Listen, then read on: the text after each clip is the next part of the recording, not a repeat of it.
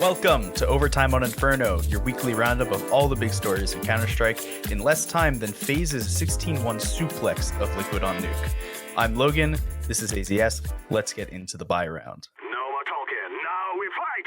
So, while we're all sitting here waiting for IEM Katowice, and we just had Blast Premier go on, we have gotten one of the best desks I've ever seen for IEM Katowice, at least the play-ins and the groups. We get Right, Yanko, and Kassad with Stunna hosting on the desk, and then Sponge, Machine, Harry, and Hugo all casting. I would say there's only two people missing that would make it the best desk of all time, and they're one of them's hosting, and the other one is co-hosting this podcast.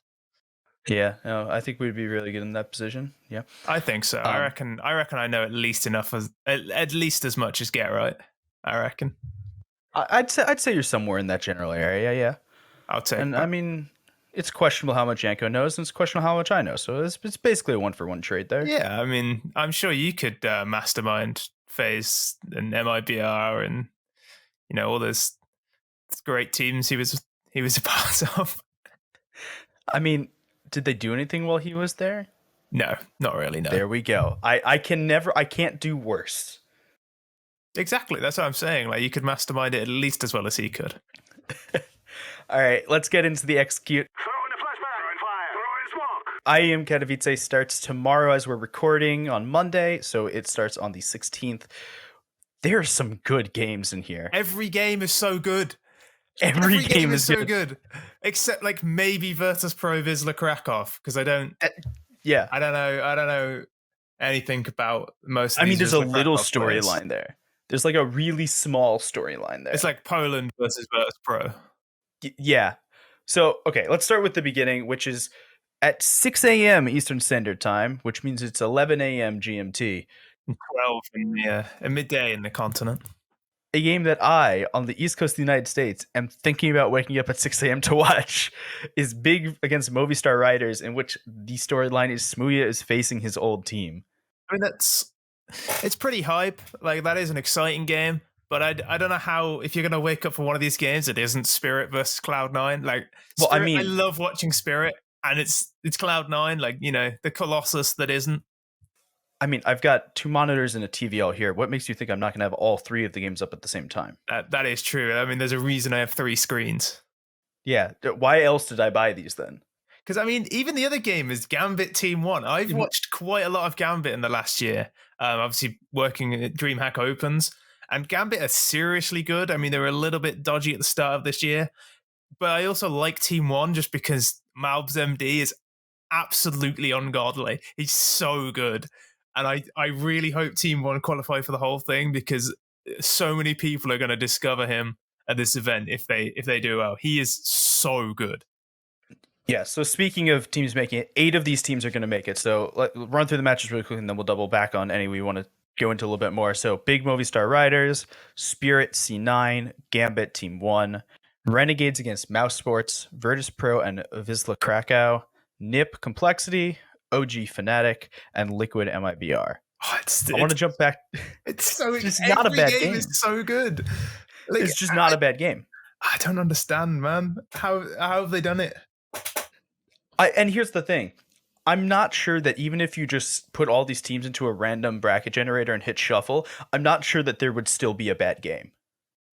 There's more chat. Like, I think this is about as well as you can pick it, though. Like, yeah. Because every game is really, like, Liquid MIBR is Fallen versus MIBR. OG and Fnatic, they've got like a mini rivalry going on. NiP and Complexity, it's like the team who came at, like, when they both did really well at Blast, like better than people were expecting. That's pretty exciting. Yeah. Renegades versus Mouse Sports is Dexter. His debut against his old team. Like, it's crazy, man. It's playing. This isn't even the real thing. we haven't gotten there yet. We haven't gotten there. Oh my god, it's insane. I'm so excited. It's just like there's one game here that I can say decently how it's probably going to go, and that's the Liquid MIBR game, because we just saw Liquid take on MIBR and they 2-0'd him in Blast. That's the only game here that I can say they'll probably win. I think VP will probably beat Wisla Krakow, and I think Complexity will probably beat NIP. I don't know about that one. I really don't. I guess that's the problem. Whenever you think you know about, as we said before, whenever you think you know about NIP, you just don't know about NIP. OG Fnatic is like, I think Fnatic will win that, but it's Fnatic without Flusher, right? And it's an OG are kind of all over the shop. That could go either way. I don't know, man. Yeah. Hopefully Jaquinha is more settled in now. Yeah. And he'll be able to play at a better pace now. The rest of the tournament's stacked too. So Group A is going to be Astralis, EG, G2, and Heroic with 4 of the play-in teams. So, you know, just like 4 of the top 10 teams in the world. And then the other one doesn't help either because it's Vitality, FaZe, Fury, and Navi, the other half of the top 10 teams in the world. I think, I don't even know which group you'd rather be put in. Like, both teams have one team that you're like, all right. The worst part is I pulled up the bracket and I scrolled to the bottom immediately because on HLTV, right, it had like the big header at the top and then like highlights. So I scrolled all the way to the bottom and I just started scrolling up. I saw Group B first and I was like, wow, this is the group of death. It's Vitality, FaZe, Fury, and Navi. Like if you're in this group, you're gonna die. And then I scrolled up more and I saw the other group and I was like, wait, I don't know which one's worse here. I really hope Mal Sports and Liquid both end up in that group. So you've got like the love triangle of like FaZe, Liquid, Mal Sports with the Karrigan Twistzz, and it's gonna be chaos, man. It's get MIBR in there too, so you can throw some Fallen shade in there. Yeah, and Cold Zero as well. Yeah. It's crazy. We can make that group be fun. That would mean that MIBR would have to qualify for the whole event, which that would be slightly difficult. It will be. Yeah, and here's the worst part. MIBR, I don't think it's a terrible team. No, they're not terrible, but are they at the level of the rest of the roster? I'm not really sure. Like, there's so many good teams here. Like, are they better than Gambit? Are they better than Spirit? Are they better than Cloud9? I don't think so. They're better than Wisla Krakow. I can say that one with decent certainty. Didn't they lose to them? The last matchup. Did they? Yeah, they lost to Wisla Krakow, like, quite fairly. Okay, never mind. Nothing is certain. Everything is roster, but you know that's ridiculous. Well, yeah, that was a completely different roster, actually. Yeah, wasn't that like 2 MIBR rosters ago? I lost track, man. I don't even know who plays for them anymore. I'm pretty sure that's still Fallen, Taco, Fur. Like, they're all there. FNX is still there. I don't know. I'm pretty sure that's when Fallen and Fur and KNG and Taco, I think it was TRK, they all boot camped in Serbia. Yes. And they lost to Wisla Krakow. Yeah, I think it was that old roster. So that's like 3 rosters ago. Yeah, I mean, that's the only thing I know about Wisla Krakow, though, is that they beat that MIBR team. That's the only thing I haven't seen much of them, so they are the big underdog. So it'd be kind of interesting. Like, I'd like to see them just, you know, throw a spanner in the works and make this play-in even more juiced than it already is. Be kind of fun. It's one of my favorite English expressions is throw a spanner in the works. Is that not a thing in America? We don't say that. Oh, really? Wait, well, I mean, we'll say it Americanly. We'll say throw a wrench in the gears. It doesn't quite sound the same, does it? Throw a spanner in the works sounds much better. Oh yeah, way better. I really don't envy the guy that's at ESL right now that's doing this IEM tournament that goes, okay, we finished the play-in, right? We've got 8 great teams here from the play-in. Now we have to put them into groups in Group A and Group B. Yeah, I kind of hope it's just like randomized, because I don't think you're going to be able to balance them. Like, everyone, like, nobody's quite sure how good half these teams are anyway. Like, just randomize it, man. Put them wherever. I honestly think it's kind of unfortunate they broke them into groups ahead of time. I would have just loved to see them take all of the teams at once and just go randomize them into groups then. But I mean, we have 2 group of deaths, so yeah, it's not going to be bad either way. Like, I think you have to worry for G2. Like, I can't see G2 doing anything at this tournament. Like, they haven't been in good form. They obviously disappointed quite a bit at Blast. They're in a group with Astralis and Heroic, which I think Heroic is seriously legit, and obviously Astralis, they're not too bad. They're just They're okay. EG are actually, I mean, they should change the G to a H, and that would perfectly summarize how I feel about that team. I think when they turn up, but it's a question of whether they're going to turn up. So yeah, it's like, does Breezy just decide to drop 40 or does he not? And if not, then the team's kind of whatever. Or Cirque. Yeah, Cirque's a weird one. It's like, the thing with Cirque, I always feel like, I don't think I've ever seen him miss a flick shot, but he always has to, like, he just puts himself in such weird positions sometimes where he has to just like fight his way out, and it's just, you're so talented, well, just make the game easier for yourself. All I could think of when he said he doesn't miss flick shots is Draken and the degree angle in front of him. But Draken would miss shots, right? I don't think Cirque actually ever misses shots. He just gets shot in the back all the time. Yeah, it's 100% accuracy. He's the only player. Yeah, it feels like it sometimes. Like, mechanically, he's unbelievable. I just sometimes think that maybe he doesn't use his brain as much as he should. I mean, he's only like 20 or 21. He's young. Yeah, he started at EG when he was like 18. Yeah, that's true. Actually, I didn't really consider quite how young he is. It always surprises me. Like MSL's younger than me, and it's like, how is that reasonable? I mean, Bemis is younger than me. Well, yeah, Bemis is like 16. He's younger than everyone. Okay, Twistzz is the same age as me. Yeah, I mean, he's quite a bit younger than me, which is just terrifying. Yeah, it's just scary to be honest. I'm Group B is going to be the most ridiculous thing. I want a Fury and Navi matchup really badly. Yeah, Group B is pure chaos. It's like, it's FaZe against Simple against Zywoo against Art. It's glorious. It's going to be chaos, man. If no one will get out in that group. If you get like Spirit, Big, and like complexity, you would just have like, it would literally be the best, like 7. It'd be like 4 or 5 of the best AWPers in the world, and then Junior. Like, throw guys. Fnatic in there too, with the play style of who gives a shit. Yeah, Fnatic versus Furia would be so funny. Like, I imagine JW going, oh, what's he peeking for? Like, yeah, it's not so fucking funny now, is it, JW? Unfortunately, we don't have Flusha in there anymore. That would have been even better. As Flusha would somehow find a way to like deal with the aggression, or is JW just gonna like fight fire with fire? I want an over-under on amount of shanks JW gets in Group B. Well, just the sheer amount of knives alone, between like Furia, Simple, and then like JW, all of Fnatic.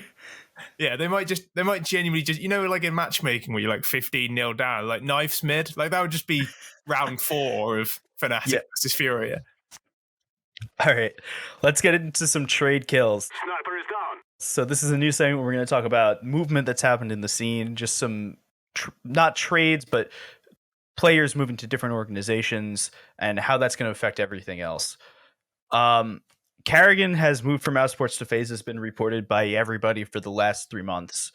Finally happened this morning with Karrigan posting, "I'm coming back," with him in a FaZe jersey and hashtag FaZe up. So we'll see the return of Karrigan to that team. I think that's going to make that team a lot better. They're going to have an actual IGL now and not just Nico. I think that'll be a lot better. Dexter replaces him on Mouse Sports from Renegades, and we just talked about having Dexter, his first match on Mouse Sports, being against his old team of Renegades. I was very surprised to find out that Dexter is 26. Like, I thought he was much younger than that. Dexter is 26 and has joked around for years that he has a kid, and teams have not looked at him because they didn't want him to uproot his family, but it's been a joke for years, and he just doesn't have a kid. Australians do this all the time. Like, I remember, like, I said something about Dick Stacey was like quite good, he was the in-game leader of the team. They're like, he's not really in-game leader, it's all a joke. I'm like, on who? What? Why is this funny? I don't get it. Like, why is it a joke that you've got a kid and now like you've ruined your own career because of it? Like, genius, bro. Yeah, apparently Henry G wanted to look at Dexter, but then heard about the kid and said, "Nah, we're not going to look at him." Is just, why would you do that to your own career? But I don't know. I don't understand it. Regardless, Alistar comes over from Order to replace him on Renegades. Alistar is legit good. He's legit good. Really good. He's really good. When I was in my Australian CS thing, when I was just watching Renegades, Chiefs, Greyhound, Order, when I was just watching them a Yeah. lot, just because it worked with the time zones and stuff, I'm like going to sleep watching Counter Strike. Alistar was sick. Yeah, he's super good. He was the best player in Australia that wasn't on Renegades. I'm pretty confident in saying. I mean, Dick Stacy was, but after him, yeah. Well, he's a Valorant player now, I think. I think he's standing in. He's leaving the team. I think I saw. Regardless, doesn't matter. It's very odd how one move of Karrigan or back to FaZe has moved 3 very good players. Yeah, it's pretty. It's always the way, though, right? Like, there's so many moves lined up, but as soon as one goes through, the dominoes start falling. Yeah, I mean, when one goes, you have to replace them, and then you replace the other person. But that all makes sense. But normally, you'll see like Karrigan move to FaZe, and then Mousesports will pick up somebody like Frozen or something. Like they won't pick up somebody who's like known. They pick up Dexter, and it's just it's weird to me how we get 3 major movements within each of these scenes. Yeah, that's true. I really thought this sort of merry-go-round would be the time where Extra Power like is able to stick his nose back in and find a team, but I think I actually think if Cloud9 don't do particularly well in the next couple of events, they might try and pick him up.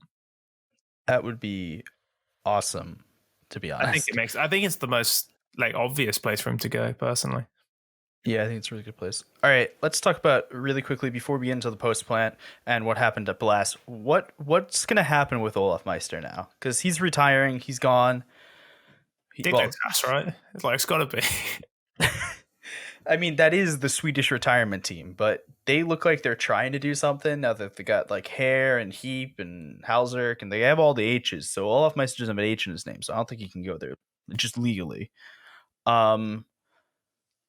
I threw this around in the TLDR Discord earlier today, but Olaf Meister, new Fnatic coach.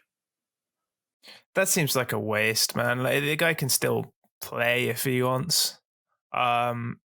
I mean, obviously, I'm sure he'd be a fine coach, but it's like, I also think a lot of the things he does would be difficult to coach. Like when he was really good, he was just like, I'm going to run in a site and I'm going to skill check your entire team. And if they are not on my level, they will all die.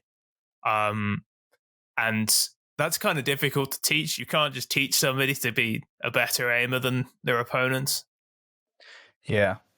I mean, it's just like, what team needs an almost 30-year-old who, although he's still very good at the game, and we'll get into that, he was the best player against Liquid, both of the series. How he just like, he's not going to be a star player. He's going to be like a supportive player for you. What team's going to want him like that and not take an up and coming prospect? Hear me out. MSL, AZ, Kievi, Olaf Meister, Lekro, Grux, one of those two.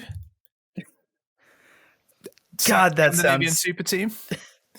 God, that sounds terribly fantastic. It would be a team, that's for sure. That would definitely be a team. All right, let's get into the post plant where FaZe is looking like a real team. Bomb has been planted. Without an in-game leader, weirdly. Without an in-game leader. So the eye test. We're talking about Blast Group Spring here, by the way. Twistzz looks like a really, really good fit in that team. Yeah, it's almost like Twistzz is really, really, really, really good, and Liquid just decided to put him in a support role for no reason whatsoever. Yeah, I mean, on one hand, I can't blame Liquid because when you have a leash on that team as well, and NAF, and you have a lot of players on that team who are also aim gods, but Twistzz is. Yes, but when we saw him doing well on Liquid, right, in the Grand Slam run in 2019, we thought he was a really good player. This is a whole different thing. I don't know. There was a time where I thought he was the 3rd best player in the world. I've seen aimbots less accurate than his first bullet aim. The worst part is, I know you're not joking by saying that. No, I mean, if you go on Vax Sucks, they'll be like, this clearly aimbot. He's just got it offset so it slightly misses. Twistzz doesn't even do that. Like, he just aims at them, and it's always on their head. It's crazy. I wonder how many times he's been like reported for VAC ban. I'd probably report him. He's too good. Yeah. Olaf Meister got kind of confused on the date. He might have some memory issues. I think he thought it was 2015 for a little while because he had some of the best Counter-Strike we've seen from him in years. Yeah, he's. I think. I think Twistzz coming in, they sort of like. I think they knew Karrigan was coming in, so it's kind of like a relief now that they're gonna have their team. It's like, right, we're gonna set the team up as we will when Karrigan's back. Like, this is just, no pressure, for the memes type thing. Like, yeah, and I mean, I think the most obvious example of that is the fact that like Simple went like 38-6 or something on the CT side against them, because in true FaZe fashion, they just decided not to flash, and if you don't flash Simple, it's just going to AWP you over and over and over again. But it almost doesn't matter against teams like Liquid who just don't have Simple. I mean, yeah. I mean, so some stat wise, right? Against Liquid and against Liquid over both the series, he averaged 1.4 HLTV reading. Yep. Over 4 maps, which is ridiculous. And against Navi, he was okay. He averaged in the mid 90s. He averaged in the 92, 93, 94 area. Which is not bad to begin with, especially since he had a 0.97 against Navi in that final that they lost 0-2, which was ridiculous. So Karrigan joins the team as of today, so Monday the 15th. So FaZe should start to look like a considerably better team. To be honest, with some actual IGLing in the game and some better mid-round calls. Let's hope so. Liquid looked like a solid in my opinion. I don't think they looked atrociously bad because, well, FaZe looked really, really good. But I don't think they looked good. Liquid have been in kind of a malaise for a while, though, and it just feels like they haven't really done anything to change my mind, that they're just sort of like, I don't know, say in a malaise. They're just sort of stumbling through. They never excite me. They never particularly worry me. They're just kind of there and make up the numbers. Oh yeah, no, just another big team there. But I don't know, man. I'm never really excited to watch it. I was kind of excited when Fallen came in, but he hasn't really become the Fallen of old yet. And if he doesn't, then this team is just kind of, I'm just not interested in this team. Yeah. So Fallen in the first phase 2-0 had one of the worst games he's had in a really long time. He had a 0.45 HLTV rating. He was at like 30 ADR or something like that. It was bad. Yeah, he was miserable against FaZe. Like every time I watched, I watched quite a bit of the FaZe versus Liquid games. I don't think I even saw Fallen get a kill at any point. It was just FaZe just ran over him over and over again. Yeah. So to round out this group, MIBR just didn't look good at all. We didn't expect MIBR to do a huge amount in that group though. So 6 to 1, half a dozen the other. Navi though, they looked like Navi. They looked like they had the best player in the world. Yeah, funny that.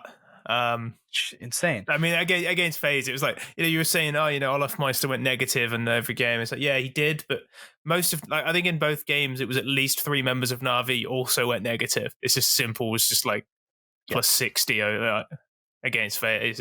Against FaZe, it's just silly. Yeah, and FaZe brought Navi looking like they were mortal for a little bit. Navi took Inferno. FaZe took the second map. The third map was Train, which went to OT. And Twistzz went absolutely Super Saiyan on that map. He was 44-25 through that first overtime. He was killing it. Yeah. Twistzz is he's the type of player who can do that though. Like some players are obviously really good and they will have pop-off games, but very few players can genuinely take over a game in the way Twistzz does, where he will just warp the game around himself. It's bizarre almost. And one last thing regarding Navi here. Us here at the Overtime on Inferno podcast would like to issue a formal complaint against Navi for letting Inferno go in the first map. That's supposed to be a map 3. At least take it to overtime. Exactly. I'm like, we need all the promotion we can get here. Exactly. Yeah. All right. So speaking of overtime, let's go to overtime now.